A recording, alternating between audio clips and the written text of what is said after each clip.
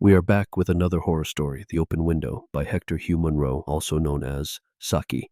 Close that window. You are letting the mosquitoes in. Oh no, they're inside. My aunt will be down presently, Mr. Nuttall, said a very self-possessed young lady of 15. In the meantime, you must try and put up with me. Frampton Nuttall endeavored to say the correct something which should duly flatter the niece of the moment without unduly discounting the aunt that was to come.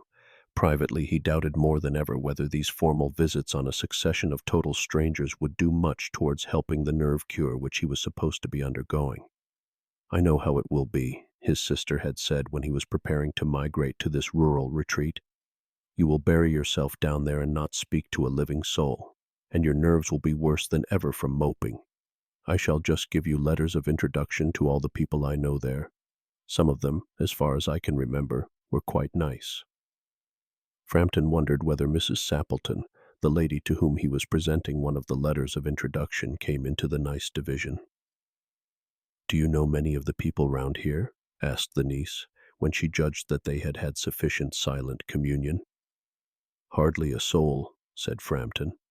My sister was staying here at the rectory, some 4 years ago, and she gave me letters of introduction to some of the people here. He made the last statement in a tone of distinct regret. Then you know practically nothing about my aunt? Pursued the self-possessed young lady. Only her name and address, admitted the caller. He was wondering whether Mrs. Sappleton was in the married or widowed state. An undefinable something about the room seemed to suggest masculine habitation. Her great tragedy happened just 3 years ago, said the child. That would be since your sister's time. Her tragedy? Asked Frampton. Somehow in this restful country spot, tragedy seemed out of place.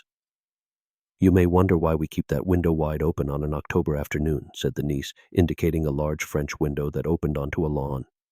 It is quite warm for the time of the year, said Frampton. But has that window got anything to do with the tragedy? Out through that window, 3 years ago to a day, her husband and her 2 young brothers went off for their day's shooting. They never came back. In crossing the moor to their favorite snipe shooting ground, they were all 3 engulfed in a treacherous piece of bog. It had been that dreadful wet summer, and places that were safe in other years gave way suddenly without warning. Their bodies were never recovered.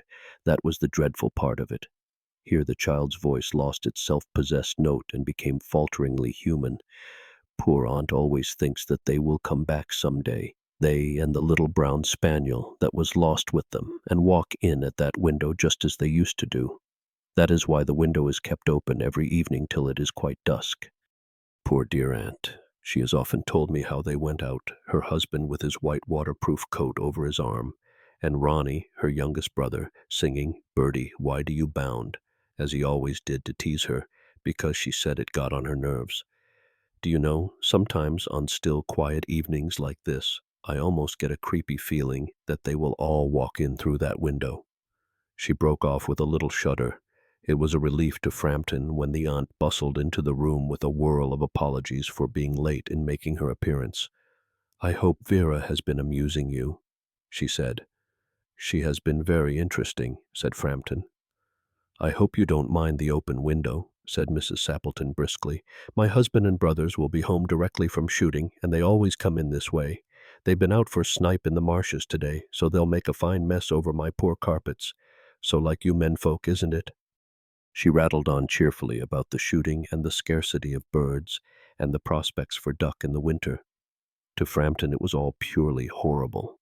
He made a desperate but only partially successful effort to turn the talk on to a less ghastly topic. He was conscious that his hostess was giving him only a fragment of her attention, and her eyes were constantly straying past him to the open window and the lawn beyond. It was certainly an unfortunate coincidence that he should have paid his visit on this tragic anniversary. The doctors agree in ordering me complete rest, an absence of mental excitement, and avoidance of anything in the nature of violent physical exercise, announced Frampton, who labored under the tolerably widespread delusion that total strangers and chance acquaintances are hungry for the least detail of one's ailments and infirmities, their cause and cure. On the matter of diet they are not so much in agreement, he continued. No? said Mrs. Sappleton, in a voice which only replaced a yawn at the last moment. Then she suddenly brightened into alert attention, but not to what Frampton was saying. "Here they are at last," she cried. "Just in time for tea, and don't they look as if they were muddy up to—" Frampton shivered slightly and turned towards the niece with a look intended to convey sympathetic comprehension. The child was staring out through the open window with a dazed horror in her eyes. In a chill shock of nameless fear, Frampton swung round in his seat and looked in the same direction. In the deepening twilight, 3 figures were walking across the lawn towards the window. They all carried guns under their arms, and one of them was additionally burdened with a white coat hung over his shoulders. A tired brown spaniel kept close at their heels.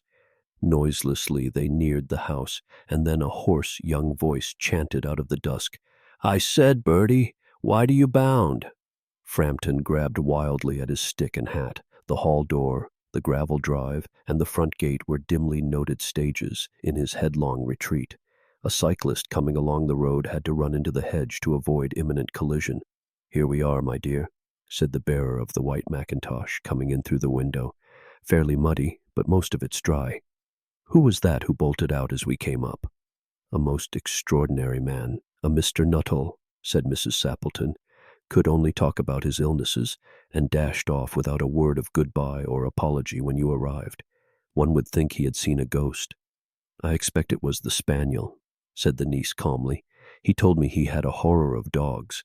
He was once hunted into a cemetery somewhere on the banks of the Ganges by a pack of pariah dogs, and had to spend the night in a newly dug grave with the creatures snarling and grinning and foaming just above him. Enough to make anyone lose their nerve. Romance at short notice was her speciality." And with that we reach the end of this story. "Oh, come on. I was fooled by a kid?"